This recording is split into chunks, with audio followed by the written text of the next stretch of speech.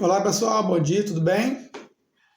Hoje eu quero responder uma pergunta que me fazem muito, por onde eu começo a ler a Bíblia? Isso mesmo, por onde começar? Lembrando que a Bíblia é um conjunto de livros, então são vários livros dentro, de um livro, tá? E por onde começar? Muitas pessoas falam, começa pelo Evangelho, ou pelos Salmos, ou, ou pelo Gênesis, qual é a melhor saída, né? Qual é o melhor começo para ler a Bíblia? Alguns falam para começar pelo Evangelho de João, já que ele revela que Jesus é divino. E para entender, né, muitas coisas é interessante começar pela divindade, pela deidade, melhor dizendo, de Jesus. Mas eu tenho uma visão diferente. Eu acredito que o melhor começo é aquele que Deus planejou, né? Então eu começo pelo Gênesis, porque o Gênesis é o começo, o livro do início, tá? Aí você vai lendo na ordem: Gênesis, Êxodo, Levítico, Número, Deuteronômio, Josué, Juízes, Ruth, aí você vai, tá? Por quê? Para você conhecer a deidade de Jesus, porque ele é Deus, ele é filho de Deus, ele é homem, mas é homem-Deus, você precisa conhecer primeiro todo o motivo, toda a história por trás da necessidade de a deidade se fazer carne.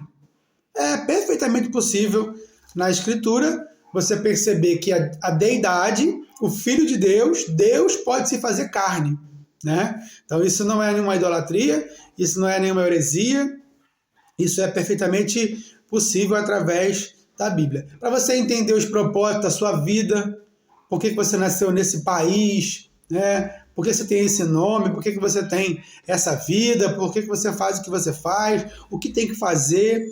No vídeo anterior eu falei sobre as batalhas da vida. Como que você vai aprender a lutar as batalhas da vida se você não tem o manual? O manual do treinamento. Esse aqui é o manual do treinamento. O Senhor nos deixou o seu manual. E Ele quer que nós aprendamos o seu manual para executar as tarefas, atividades, as missões que nós temos aí pela frente. Aqui tem exemplo do que dá certo e tem exemplo do que dá errado também. A Bíblia não esconde os exemplos que dá errado. Então, é para que nós aprendamos, tá? É para que nós saibamos como se comportar diante de cada uma das situações. Então, a minha recomendação é: comece pelo começo. Você vai entender desde a criação, o pecado, a desobediência, né, a incredulidade de Adão. Você vai entender o dilúvio, o chamado de Noé, a Torre de Babel. Você vai entender o chamado de Abraão para ser um evangelista. E tudo isso vai começar a fazer sentido quando você for ligando os pontos.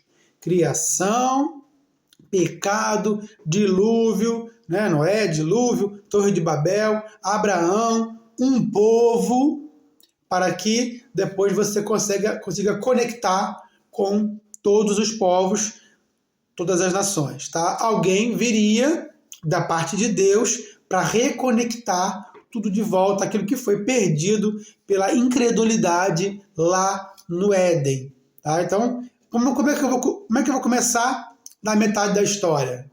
Vou começar no Evangelho de Mateus? Não, eu estou na metade, eu preciso do começo. Como é que foi o começo? Deus um dia resolveu, né, criar os céus e a terra, e aí você vai ver por que ele resolveu criar isso, né? Quem é a humanidade nessa criação, quem é a humanidade no propósito divino, quem era aquele que deveria tentar o homem para perceber se ele ia escolher o caminho do certo ou o caminho do errado. Então tem alguém que faz um papel de tentador para que o homem escolha o bom caminho, e com essa escolha do bom caminho ele se aproxime, reconecte com Deus aquilo que foi perdido por escolha.